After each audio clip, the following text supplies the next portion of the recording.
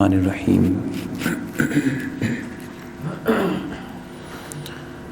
الحمد للہ رب العالمین والصلاة والسلام علی سید الانبیاء والمرسلین وعلی آلہ واصحابہ وبارک وسلم اجمعین۔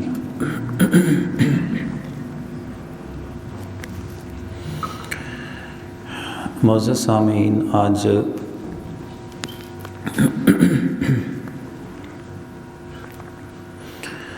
جن احادیث مبارکہ کا انتخاب کیا ہے ان کا تعلق ہمارے خاندانی معاملات سے ہے۔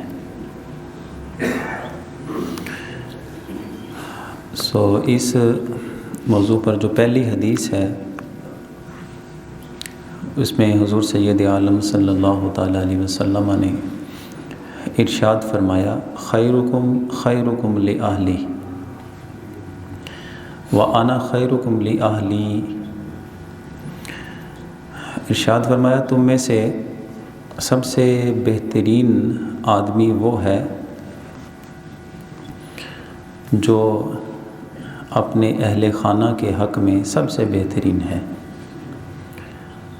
اور پھر حضور صلی اللہ علیہ وسلم نے اپنی جانب اشارہ فرمایا کہ اپنے گھر والوں کے حق میں جو لوگ بہترین ہیں وہ اگر سارے اکٹھے ہو جائیں تو میں تم سب سے بہترین ہوں۔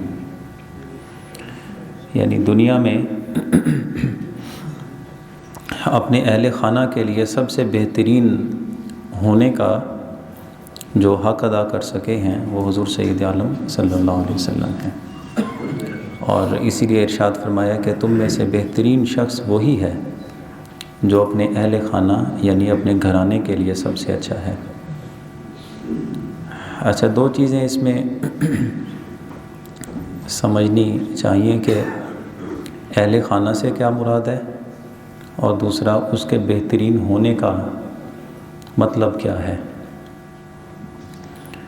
اہل خانہ سے مراد بیوی بچے ہیں، والدین اگر ساتھ رہتے ہیں تو والدین بھی اہل خانہ میں ہی آ جاتے ہیں، یا دیگر کوئی بھی ایسے افراد خاندان کے جو اس کے زیر کفالت ہیں۔ یہ ان سارے لوگوں پر مشتمل جو ایک گھرانہ بنتا ہے نا، اس کو اہل خانہ کہتے ہیں۔ اور ان کے حق میں بہترین ہونے کا مطلب یہ ہے کہ ان لوگوں کے ساتھ حسن سلوک سے پیش آئے، ان کی ضروریات کا خیال رکھا جائے، اچھی تعلیم تربیت ہے۔ آپ کسی کی خیر خواہی کرتے ہیں تو یہ سب سے اولین حق رکھتے ہیں، آپ اصلاح کرنا چاہتے ہیں تو ان ساری چیزیں یعنی حسن سلوک ہے، ضروریات کا خیال رکھنا ہے، اچھی تعلیم کسی کو دینا ہے، اخلاقیات اور ادب کی تعلیم کسی کو دینا ہے، خیر خواہی کا جذبہ ہے۔ تو ان سارے معاملات میں جو بھی انسان اس جہان میں بستے ہیں وہ سب ہی حقدار ہیں کہ ہم ان کی ان تمام باتوں میں ان کا لحاظ رکھیں۔ لیکن جو اہل خانہ ہیں وہ باقی لوگوں کی نسبت زیادہ حق رکھتے ہیں۔ اس کا مطلب یہ ہے کہ آپ مالی مدد کرنا چاہتے ہیں کسی کی تو دو افراد آپ کے سامنے اس کے مستحق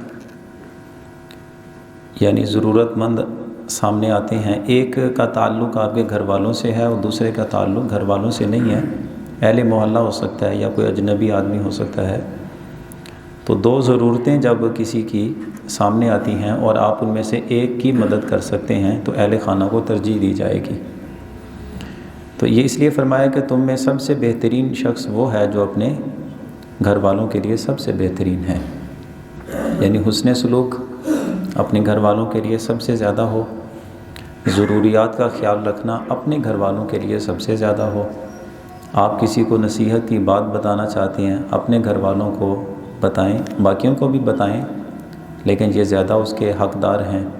ایسے ہی خیر خواہی کے دوسرے بھی درجے ہو سکتے ہیں۔ قرآن عزیز کو ہم پڑھتے ہیں تو اللہ تعالیٰ نے بہت سارے مقامات پہ یہ ترجیح بیان فرمائی ہے۔ ایک جگہ پہ سورہ نساء میں ارشاد فرمایا وَاعْبُدُوا اللَّهَ وَلَا تُشْرِكُوا بِهِ شَيْئًا، اللہ ہی کی عبادت کرو اور اس کے ساتھ کسی کو شریک نہ ٹھہراؤ۔ اس کے بعد ارشاد فرمایا وَبِالْوَالِدَيْنِ إِحْسَانًا وَبِذِي الْقُرْبَى وَالْيَتَامَى وَالْمَسَاكِينِ، ایسے ہی آگے آیت چلتی ہے۔ اس میں ارشاد فرمایا کہ تم حسن سلوک سے پیش آؤ، کس کے ساتھ؟ ماں باپ کے ساتھ، اور جو تمہارے قرابت والے ہیں ان کے ساتھ، یتیموں کے ساتھ، مساکین کے ساتھ، ہمسایوں کے ساتھ، پھر دور کے ہمسائے ہیں، مسافر ہیں، یہ لیکن ترتیب جو ہمیں بتائی گئی وہ ترتیب ماں باپ سے شروع ہوتی ہے اور اس کے بعد قریبی رشتہ دار ہیں، جس میں بیوی ہے، اپنے بچے ہیں، اپنے گھر والے لوگ ہیں۔ تو حسن سلوک کے سب سے پہلے مستحق یہ لوگ ہوتے ہیں۔ یہ میں اس لیے بات عرض کر رہا ہوں کہ ہم اگر کسی کے شادی بیاہ پہ جائیں، وہاں سے جا کر کھانا کھا لیتے ہیں تو تعریفیں کر کے آتے ہیں، ماشاءاللہ بڑا سونا بہترین مزیدار کھانا پکا تھا، انتظام بھی بڑا اچھا تھا، اور گھر میں تو ہم روزانہ کھانا کھاتے ہیں، تو ایسی تعریف گھر میں بھی بنتی ہے نا۔ اچھے الفاظ جو ہم ادا کرنا چاہتے ہیں کھانے کے اوپر، بہترین آدمی کون ہے؟ اپنے اہل خانہ کے لیے سب سے بہترین ہے۔ تو اگر یہ بات کر دی جائے تو کوئی مذائقہ بھی نہیں ہے، آپ ہوٹل پہ ہزاروں روپیہ خرچ کر کے بعد میں ٹپ شپ بھی دے کے آتے ہیں جو آپ کے اوپر لازم نہیں ہوتا۔ تو اپنی فیملی کے لیے اس طرح کا مزاج وہ بھی ہونا چاہیے، اس لیے کہ حضور نے فرمایا تم میں سب سے اچھا بندہ وہ ہے کہ جو اپنے اہل خانہ کے لیے سب سے اچھا ہے۔ اور نصیحت کی بات بتانی ہے، کسی کی اصلاح اور تربیت کی بات کرنی ہے، قرآن عزیز نے اس بارے میں بھی رہنمائی فرمائی وَأَنذِرْ عَشِيرَتَكَ الْأَقْرَبِينَ۔ حضور صلی اللہ علیہ وسلم نے سب سے پہلے جب تبلیغ دین کا آغاز کرنا تھا تو اللہ تعالیٰ نے ارشاد فرمایا کہ جو تمہارے رشتہ دار ہیں، قریبی رشتہ دار ہیں، ان سے اپنی اس نصیحت کا آغاز کیجیے۔ تو اس کا مطلب یہ ہے خیر خواہی سب کے لیے ہو، لیکن اولین سب سے پہلے اور سب سے زیادہ جو خیر خواہی کے مستحق لوگ ہوتے ہیں وہ اپنے اہل خانہ ہوتے ہیں۔ اور ایک اور مقام پہ ارشاد فرمایا سورہ تحریم میں قُوا أَنفُسَكُمْ وَأَهْلِيكُمْ نَارًا، خود کو بھی دوزخ کی آگ سے بچاؤ اور اپنے اہل خانہ کو بھی بچاؤ۔ اس کا مطلب ہے کہ جس چار دیواری کے اندر ہم لوگ رہتے ہیں، ایک فیملی کے ممبرز، ان کے ساتھ حسن سلوک، ان کی تعلیم، ان کی تربیت اور ان کے ساتھ خیر خواہی کا جذبہ سب سے زیادہ ہونا چاہیے۔ اور اس معاملے میں بہت بہترین حضور سید عالم صلی اللہ علیہ وسلم کی تعلیمات ہمارے لیے مشعل راہ ہیں کہ جہاں پہ میاں اور بیوی کا آپس کا تعلق ہے، بہترین تعلق قائم کرنے کی تعلیم دی جاتی ہے، اس لیے کہ ان کا آپس کا تعلق اچھا ہوگا تبھی تو ایک اچھا خاندان وہاں پہ پروان چڑھے گا۔ تو اس لیے حضور صلی اللہ علیہ وسلم نے ارشاد فرمایا اکمل المؤمنین ایمانا احسنہم خلقا، تم میں سب سے بہترین اور سب سے کامل ترین ایمان والا وہ شخص ہے جو اخلاق کے لحاظ سے سب سے اچھا ہو، اور اخلاق کے لحاظ سے سب سے اچھا ہو، اسی کو آگے فرمایا وَخِيَارُكُمْ خِيَارُكُمْ لِنِسَائِهِمْ، تم میں سب سے بہترین شخص وہ ہے جو اپنی بیویوں کے لیے سب سے بہترین ہے۔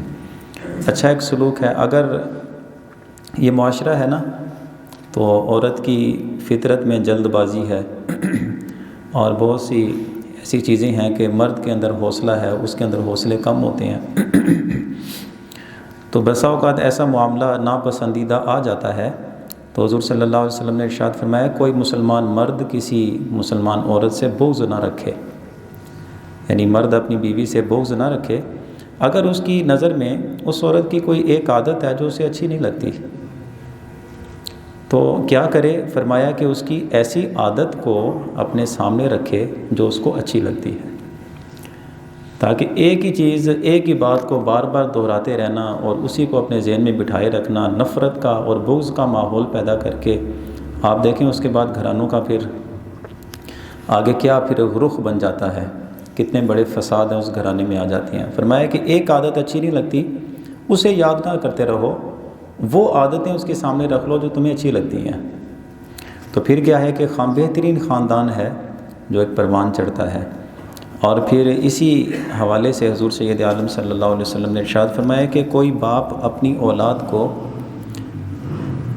سب سے بہترین جو تحفہ دے سکتا ہے نا، یہ مفہوم حدیث بیان کر رہا ہوں، سب سے بہترین تحفہ کوئی بھی باپ اپنی اولاد کو دے سکتا ہے نا، وہ ادب کی تعلیم ہے، اخلاقیات کی تعلیم ہے. اخلاقیات کسے کہتے ہیں؟ 3 لفظ ہیں، یاد رکھیے گا، اس کے مجموعے کو اخلاقیات کہتے ہیں.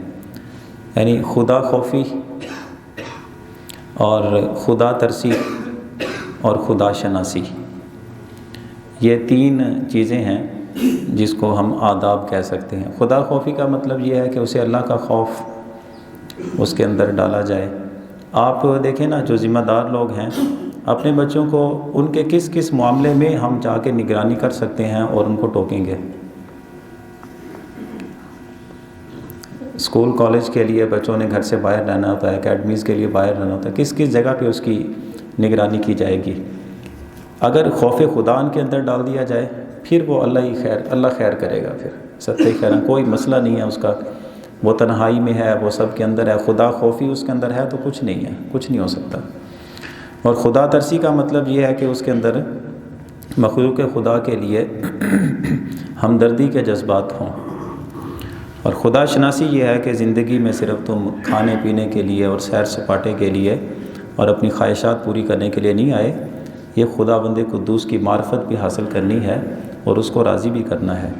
تو یہ جو باپ اپنے اولاد کو یہ آداب کی تعلیم سکھا دیتا ہے، اس سے بہترین عطیہ یا ہدیہ، یا باپ کہتا ہے کہ میں اپنی اولاد کے لیے بہت کچھ کر رہا ہوں، اس ادب کی تعلیم سے بڑھ کے باپ اپنی اولاد کے لیے اور کچھ نہیں کر سکتا. تو اسی لیے ارشاد فرمایا جو ہم نے حدیث شروع کی، تم میں سب سے بہترین آدمی وہ ہے کہ جو اپنے گھر والوں کے لیے سب سے بہترین ہے. ایک بہترین گھرانہ جب سامنے آئے گا اس بندے کی کوشش ہے، بہترین گھرانے کی پہچان اس بندے سے ہوگی. اس لیے بہترین بننے کا طریقہ کیا ہے کہ اپنے اہل خانہ کو سب سے بہترین بنا دیا جائے. اور اسی حوالے سے اگلی حدیث ہے، میں اس کے ساتھ ہی بیان کر دیتا ہوں. حضرت نعمان ابن بشیر یہ حدیث شریف بیان کرتے ہیں، لمبی حدیث ہے. یہ نعمان ابن بشیر کہتے ہیں کہ میرے والد محترم نے مجھے کوئی چیز تحفے میں دی تھی. اسماعیل ابن سالم کی جو روایت ہے اس میں یہ ہے کہ نعمان ابن بشیر کو ان کے والد محترم نے ایک غلام دیا تھا خدمت کے لیے.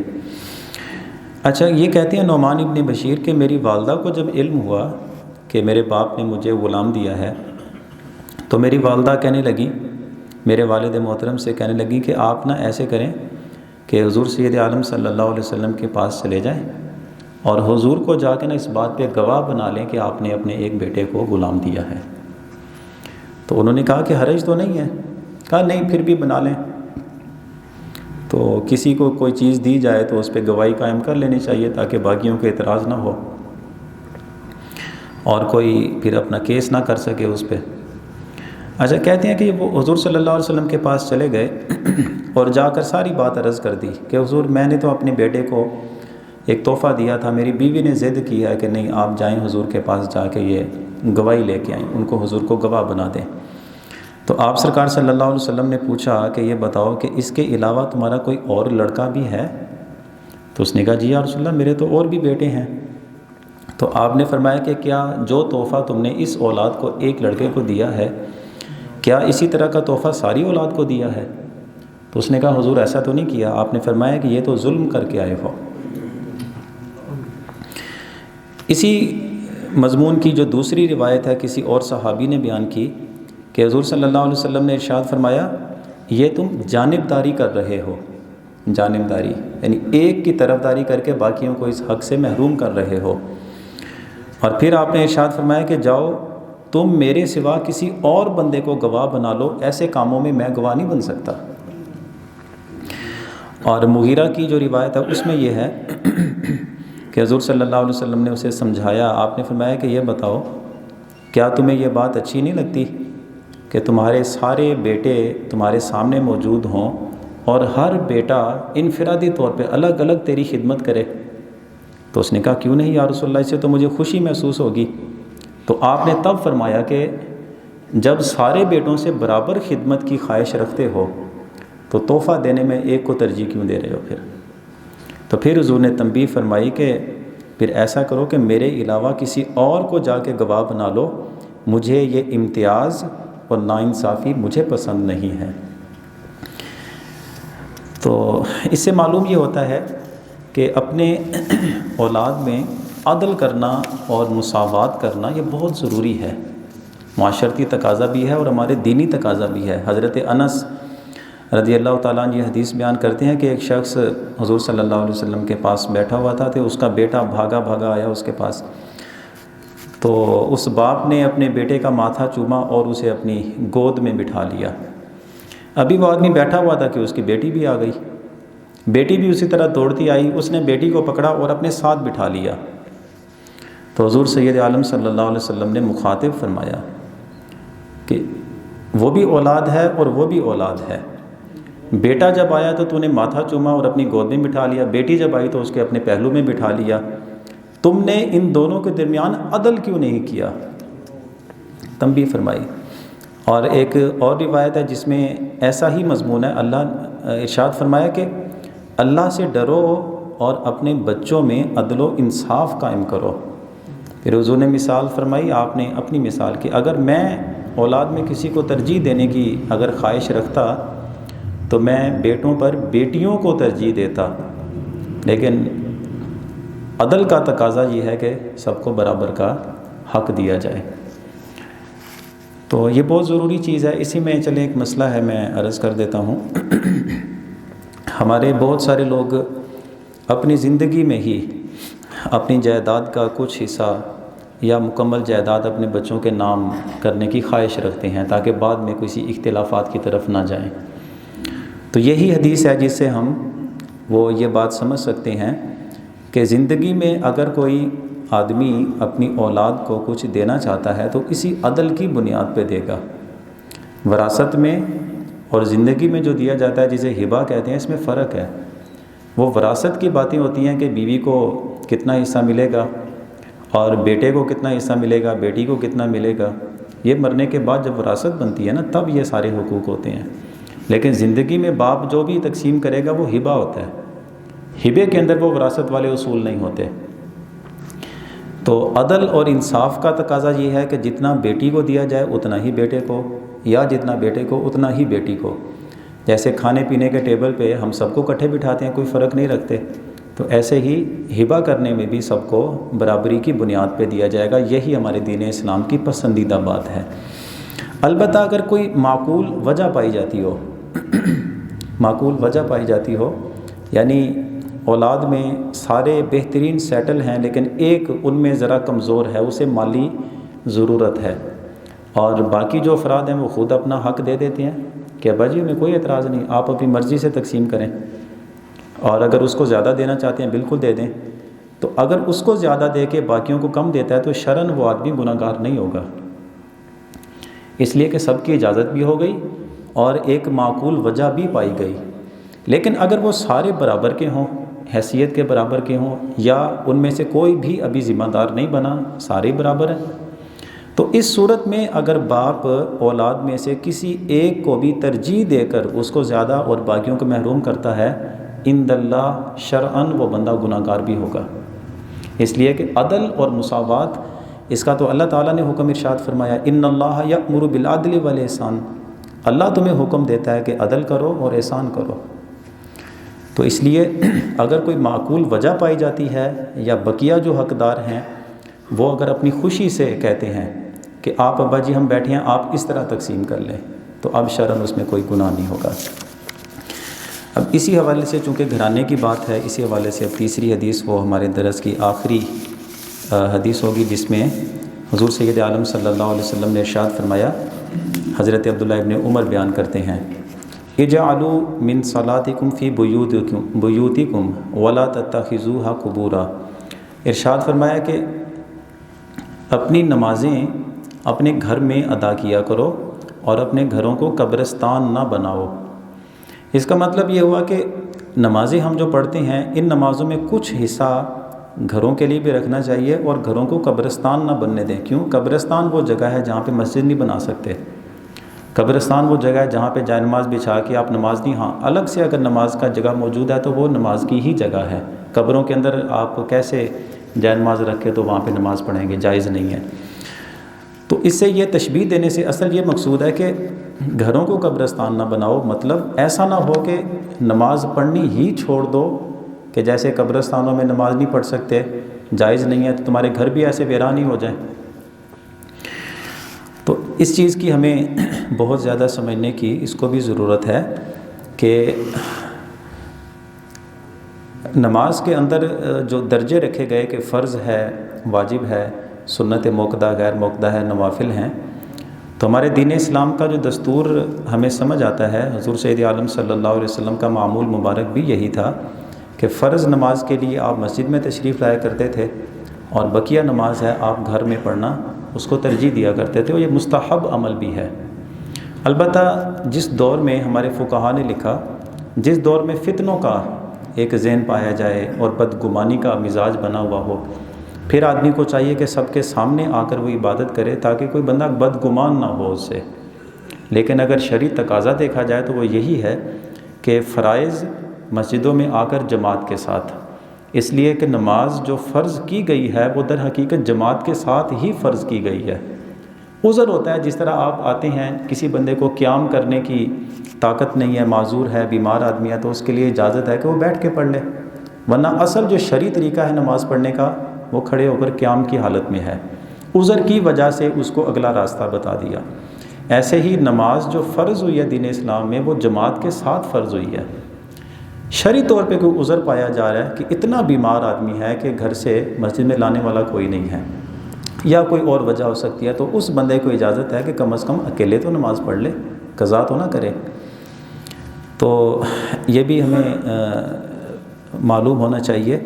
حضور سید عالم صلی اللہ علیہ وسلم نے اس بارے میں ارشاد فرمایا، صلو ایھا الناس فی بیوتکم، اے لوگو اپنے گھروں میں بھی نماز پڑھو، فإن افضل الصلاۃ صلاۃ المرء فی بیتہ، بہترین نماز کسی بندے کی وہ ہے کہ جو اپنے گھر میں پڑھے، الا المکتوبہ، فرض گھر میں نہ پڑھے، فرض جماعت کے ساتھ آ کے مسجد میں ہی ادا کرے۔